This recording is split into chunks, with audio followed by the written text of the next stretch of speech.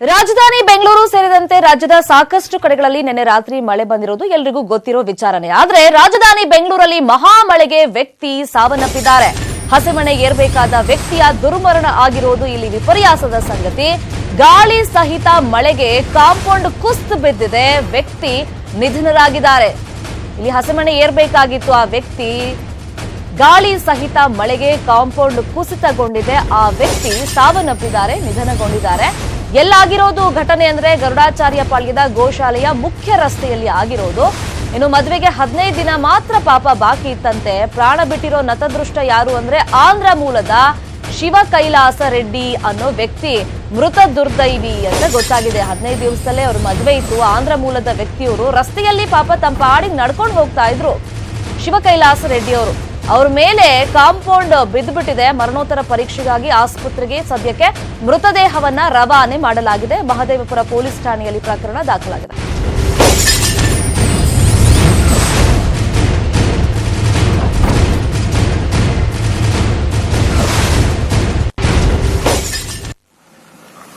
So ಯಾವ ರೀತಿ compound ಕುಸಿತಗೊಂಡಿದೆ ಅನ್ನೋದನ್ನ ನಾವು ಸ್ಕ್ರೀನ್ ಮೇಲೆ ಒಂದು ವಿಂಡೋದಲ್ಲಿ ಗಮನಿಸ್ತಾ ಇದ್ದೀವಿ. ಇನ್ನೊಂದ್ ಕಡೆ ಯುವಕ ಬಲಿಯಾಗಿರೋದು ಆ ಫೋಟೋಸ್ ಅನ್ನ ಕೂಡ ನಾವು ಅಬ್ಸರ್ವ್ ಮಾಡ್ತಾ ಇದ್ದೀವಿ. ನಿನ್ನೆ ರಾತ್ರಿ ಸಾಕಷ್ಟು ಪ್ರಮಾಣದಲ್ಲಿ ಬೆಂಗಳೂರಿನ ಸಾಕಷ್ಟು ಏರಿಯಾಗಳಲ್ಲಿ ಮಳೆ ಬಂದಿದೆ.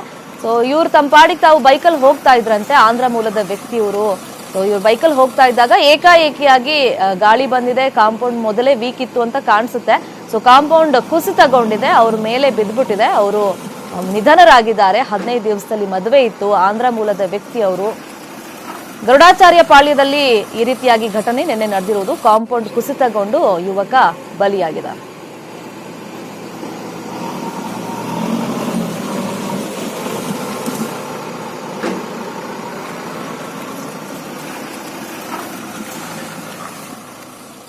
ಸೊ ಬೆಂಗಳೂರಲ್ಲಿ ಮಳೆ ಬಂದ್ರೆ ಸಾಕಷ್ಟು ಅವಾಂತರ ಆಗುತ್ತೆ, ಅದು ಎಲ್ರಿಗೂ ಗೊತ್ತಿರೋ ವಿಚಾರನೆ. ಬಟ್ ಬಿಬಿಎಂಪಿ ಅಧಿಕಾರಿಗಳು ಇದಕ್ಕೆ ಹೇಳ್ತಾನೆ ಇರ್ತಾರೆ, ನಾವು ಕ್ರಮ ಕೈಗೊಳ್ತೀವಿ ಹಾಗೆ ಹೀಗೆ ಅಂತ.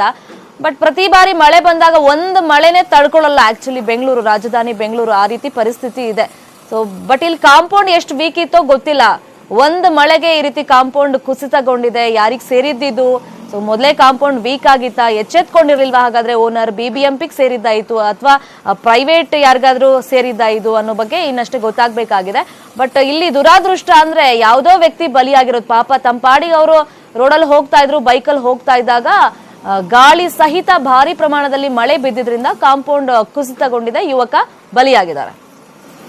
ಈ ಬಗ್ಗೆ ಮತ್ತಷ್ಟು ಇನ್ಫಾರ್ಮೇಶನ್ ಕೊಡ್ತಾರೆ ಫೋನ್ ಸಂಪರ್ಕದಲ್ಲಿ ಜಾಯ್ನ್ ಆಗಿರುವಂತ ನಮ್ಮ ರಿಪೋರ್ಟರ್ ಮಂಜು ಆರ್ಯ. ಮಂಜು ಆರ್ಯ, ನಿಜಕ್ಕೂ ಒಂದ್ ರೀತಿ ಬೇಸರದ ಸಂಗತಿ. 15 ದಿವಸದಲ್ಲಿ ಮದುವೆ ಇತ್ತು, ಅವ್ರ ತಪ್ಪೇ ಇರ್ಲಿಲ್ಲ, ಅವ್ರ ಪಾಡಿಗೆ ರೋಡಲ್ಲಿ ಹೋಗ್ತಿದ್ದಾಗ ಈ ರೀತಿ ಘಟನೆ ಆಗೋಗಿರೋದು. ಯಾರಿಗ್ ಸೇರಿದ್ದು ಕಾಂಪೌಂಡ್? ಏನ್ ಕತೆ, ಏನ್ ಆಗಿದೆ ಆಕ್ಚುಲಿ ನೆನ್ನೆ ರಾತ್ರಿ?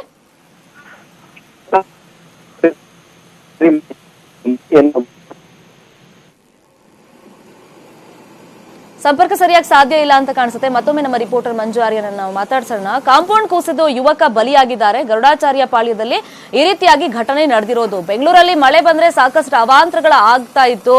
ಸೊ ಅಲ್ಲಲ್ಲಿ ಮರ ಬೀಳೋದಾಗಿರ್ಬೋದು ಗಾಳಿಗೆ, ಅಥವಾ ಎಲೆಕ್ಟ್ರಿಕ್ ಕಂಬಗಳು ಬೀಳೋದಾಗಿರ್ಲಿ, ಈ ರೀತಿ ಎಲ್ಲ ಘಟನೆಗಳು ಆಗ್ತಾ ಇತ್ತು. ಬಟ್ ಇಲ್ಲಿ ಕಾಂಪೌಂಡ್ ಏಕಾಏಕಿ ಕುಸಿತಗೊಂಡಿರೋದು, ಅದು ಕೂಡ ವ್ಯಕ್ತಿ ಮೇಲೆ, ಯುವಕನ ಮೇಲೆ ಅದು ಬಿದ್ದಿದ್ರಿಂದ ಯುವಕ ಬಲಿಯಾಗಿದ್ದಾರೆ, ಸಾವನ್ನಪ್ಪಿದ್ದಾರೆ. ಇನ್ನು ಮರಣೋತ್ತರ ಪರೀಕ್ಷೆ ಆಗಬೇಕು, ಅದಕ್ಕೋಸ್ಕರ ಆಸ್ಪತ್ರೆಗೆ ಮೃತದೇಹವನ್ನ ಈಗ ರವಾನೆ ಮಾಡಲಾಗಿದೆ. ಆಂಧ್ರ ಮೂಲದ ಶಿವ ಕೈಲಾಸ ರೆಡ್ಡಿ ಅನ್ನೋರು ಈ ರೀತಿ ಬಲಿಯಾಗಿರೋದು. ಇನ್ನು ವಿಪರ್ಯಾಸ ಅಂದ್ರೆ 15 ದಿವಸದಲ್ಲಿ ಪಾಪ ಅವ್ರ ಮದ್ವೆ ಇತ್ತು, ಮದ್ವೆ ಎಲ್ಲ ಫಿಕ್ಸ್ ಆಗಿತ್ತು. ಬಟ್ ಇಲ್ಲಿಗೆ ಯಾಕೆ ಬಂದಿದ್ರು, ಇಲ್ಲಿ ಎಷ್ಟು ದಿನಗಳಿಂದ ವಾಸ ಇದ್ರು, ಕೆಲಸದ ನಿಮಿತ್ತ ಇಲ್ಲಿದ್ರ, ಏನು ಎತ್ತ, ಅವ್ರ ಹಿಸ್ಟ್ರಿ ಇನ್ನಷ್ಟೇ ಗೊತ್ತಾಗಬೇಕಾಗಿದೆ. ಸೊ ಈ ಬಗ್ಗೆ ಮತ್ತಷ್ಟು ಇನ್ಫಾರ್ಮೇಶನ್ ಕೊಡೋದಕ್ಕೆ ನಮ್ಮ ರಿಪೋರ್ಟರ್ ಮಂಜು ಆರ್ಯ ಮತ್ತೊಮ್ಮೆ ನಮ್ಮನ್ನ ಜಾಯ್ನ್ ಆಗಿದ್ದಾರೆ ಫೋನ್ ಸಂಪರ್ಕದಲ್ಲಿ. ಎಸ್, ಗೋ ಹೆಡ್ ಮಂಜು ಆರ್ಯ. ಸಂಗೀತ, ಇದು ನಿನ್ನೆ ಸಂಜೆ ಸುಮಾರು 7:45 ನಡೆದಿರುವಂತದ್ದು. ಖಾಸಗಿ ಕಂಪನಿಯಲ್ಲಿ ಕೆಲಸ ಮಾಡ್ತಿದ್ದ ಶಿವ ಕೈಲಾಸ್ ರೆಡ್ಡಿ ಎಂಬಾತೇನು ಕೆಲಸ ಮುಗಿಸ್ಕೊಂಡು ಅಂತ ಹೋಗ್ತಿರ್ತಾರೆ. ಈ ಒಂದು ಸಂದರ್ಭದಲ್ಲಿ ಗರುಡಾಚಾರ್ಯ ಪಾಳ್ಯ ಇರುವಂತಹ ಗೋಶಾಲೆ ಸಮೀಪ ಹೋಗ್ತಿದ್ದ ಸಂದರ್ಭದಲ್ಲಿ ಸುಮಾರು 8 ಅಡಿ ಎತ್ತರದಲ್ಲಿರುವಂತಹ ಒಂದು ಕಾಂಪೌಂಡ್ ಏಕಾಏಕಿ ಆತನ ಮೇಲೆ ಕುಸಿತೆ. ಆತ ತೀವ್ರವಾಗಿ ಗಾಯಗೊಳ್ತಾನೆ. ಜೊತೆಗೆ ಅಲ್ಲಿ ಮಳೆ ಬಿದ್ದಂತ ಕಾರಣಕ್ಕೆ ಯಾರು ಕೂಡ ಅಷ್ಟೇ ಆತನನ್ನ ಸಹಾಯಕ್ಕೆ ಕೊಡೋವಲ್ಲ. ಕೇವಲ 5 ನಿಮಿಷದ ಅಂತರದಲ್ಲಿ ಆತನ ಘಟನಾ ಸ್ಥಳದಲ್ಲಿಯೇ ಸಾವನ್ನಪ್ಪನೆ.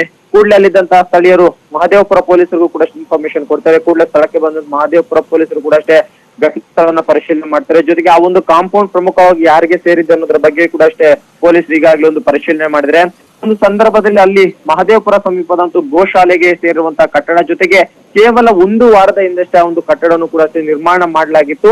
ಜೊತೆಗೆ ಧಾರಾಕಾರವಾಗಿ 2 ಗಂಟೆ ಸುರಿದಂತಹ ಮಳೆ ಎಫೆಕ್ಟ್ ಆಗಿ ಆ ಒಂದು ಗೋಡೆ ಕೂಡ ಅಷ್ಟೇ ಕುಸಿತ ಆಗಿದೆ ಅನ್ನೋದ್ರ ಬಗ್ಗೆ ಕೂಡ ಈಗಾಗಲೇ ಪೊಲೀಸ್ ಪ್ರಾಥಮಿಕ ತನಿಖೆಯಲ್ಲಿ ಹೇಳಿದ್ದಾರೆ. ಜೊತೆಗೆ ಯಾವಾಗ ಗೋಡೆ ಕುಸಿದು ವ್ಯಕ್ತಿ ಸಾವನ್ನಪ್ಪಿದ ಕೂಡಲೇ ಬಿಬಿಎಂಪಿ ಅಧಿಕಾರಿಗಳು ಕೂಡ ಅಷ್ಟೇ ಘಟನಾ ಸ್ಥಳಕ್ಕೆ ಹೋಗಿ ಸಂಪೂರ್ಣವಾಗಿ ಆ ಒಂದು ಗೋಡೆ ಏನಿತ್ತು ಆ ಗೋಡೆಯನ್ನು ಕೂಡ ಈಗಾಗಲೇ ತೆರವು ಮಾಡಿದ್ದಾರೆ. ಜೊತೆಗೆ ಆ ಒಂದು ಗೋಶಾಲೆ ವ್ಯವಸ್ಥಾಪಕರಾದ ಅವರನ್ನು ಕೂಡ ಅಷ್ಟೇ ಮಹದೇವಪುರ ಪೊಲೀಸರು ಬಹುತೇಕ ಇವತ್ತು ವಶಕ್ಕೆ ಪಡೆದು ಎನ್ಕ್ವೈರಿ ಮಾಡುವಂತ ಸಾಧ್ಯತೆಗಳು ಕೂಡ ಹೆಚ್ಚಾಗಿರುವಂತಹದ್ದು.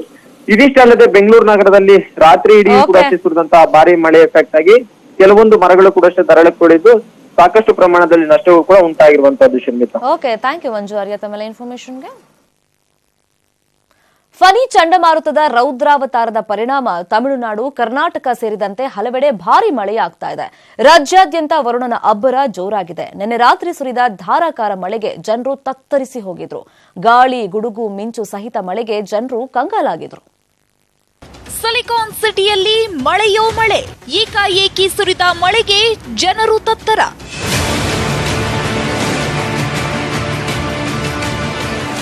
ರಾಜಧಾನಿ ಬೆಂಗಳೂರಲ್ಲಿ ರಾತ್ರಿ ಸುರಿದ ಮಳೆಗೆ ಹಲವು ಅವಾಂತರಗಳು ಸೃಷ್ಟಿಯಾಗಿವೆ. ಭಾರೀ ಮಳೆಯಿಂದಾಗಿ ರಸ್ತೆಗಳ ತುಂಬೆಲ್ಲ ನೀರು ನಿಂತಿದ್ದು, ಮನೆಗೆ ತೆರಳಲು ವಾಹನ ಸವಾರರು ಪರದಾಡುವಂತಹ ಸ್ಥಿತಿ ನಿರ್ಮಾಣವಾಗಿತ್ತು. ಕಾರ್ಪೊರೇಷನ್ ಸರ್ಕಲ್ ಬಳಿ ಟ್ರಾಫಿಕ್ ಜಾಮ್ನಲ್ಲಿ ಸಿಲುಕಿ ವಾಹನ ಸವಾರರು ಪರದಾಡಿದ್ರು. ಬೆಂಗಳೂರಿನ ಕೆಆರ್ ಮಾರ್ಕೆಟ್, ಕಾರ್ಪೊರೇಷನ್, ಮೆಜೆಸ್ಟಿಕ್, ಬಸವನಗುಡಿ, ಜಯನಗರ, ವಿಲ್ಸನ್ ಗಾರ್ಡನ್ ಸೇರಿದಂತೆ ಹಲವು ಪ್ರದೇಶಗಳಲ್ಲಿ ವರುಣನ ಆರ್ಭಟ ಜೋರಾಗಿತ್ತು.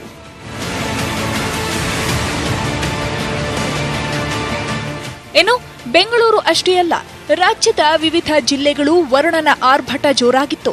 ಸಾಂಸ್ಕೃತಿಕ ನಗರಿ ಮೈಸೂರಿನಲ್ಲಿ ಮಳೆ ಅಬ್ಬರ ಜೋರಾಗಿತ್ತು. ಏಕಾಏಕಿ ಸುರಿದ ಧಾರಾಕಾರ ಮಳೆಗೆ ಹುಣಸೂರಿನಲ್ಲಿ ಹಲವು ಬಡಾವಣೆಗಳ ಮನೆಗಳಿಗೆ ನೀರು ನುಗ್ಗಿ ಅವಾಂತರ ಸೃಷ್ಟಿಯಾಗಿತ್ತು. ಯಾದಗಿರಿಯಲ್ಲಿ ಸಣ್ಣ ಪ್ರಮಾಣದಲ್ಲಿ ಮಳೆಯಾಗಿದ್ದು, ಬಿಸಿಲಿನಿಂದ ಬಸವಳಿದವರಿಗೆ ಮಳೆರಾಯ ತಂಪೆರೆದ. ಚಿತ್ರದುರ್ಗ, ರಾಮನಗರದಲ್ಲೂ ಸಂಜೆ ಸುರಿದ ಮಳೆಯಿಂದ ಜನಜೀವನ ಅಸ್ತವ್ಯಸ್ತವಾಗಿತ್ತು. ಚಿಕ್ಕಬಳ್ಳಾಪುರ ಜಿಲ್ಲೆಯಲ್ಲಿ ಭಾರೀ ಮಳೆಯಾಗಿದೆ. ಕೊಯ್ಲಿಗೆ ಬಂದಿರೋ ದ್ರಾಕ್ಷಿ ಮಣ್ಣು ಪಾಲಾಗಿವೆ. ಕೊಡಗು, ತುಮಕೂರಿನಲ್ಲೂ ಭಾರೀ ಮಳೆಯಾಗಿದೆ. ರಾಯಚೂರಿನ ಪೂರತಿಪ್ಲಿ ಗ್ರಾಮದಲ್ಲಿ ಸಿಡಿಲು ಬಡಿದು 20 ಕುರಿಗಳು ಸಾವನ್ನಪ್ಪಿವೆ. ಒಟ್ಟಾರೆ ಬಂಗಾಳ ಕೊಲ್ಲಿಯಲ್ಲಿ ವಾಯುಭಾರ ಕುಸಿತದಿಂದ ಹುಟ್ಟಿಕೊಂಡಿರೋ ಫನಿ ಚಂಡಮಾರುತ ಒಡಿಶಾ ಸಮುದ್ರ ತೀರವನ್ನು ಪ್ರವೇಶಿಸಿದೆ. ರಾಜ್ಯದ ಕರಾವಳಿ ಸೇರಿದಂತೆ ಹಲವೆಡೆ ಇಂದು ನಾಳೆ ಭಾರೀ ಮಳೆಯಾಗುವ ಸಾಧ್ಯತೆ ಇದ್ದು ಕಟ್ಟೆಚ್ಚರ ವಹಿಸಲಾಗಿದೆ. Bureau report, news 18 Kannada.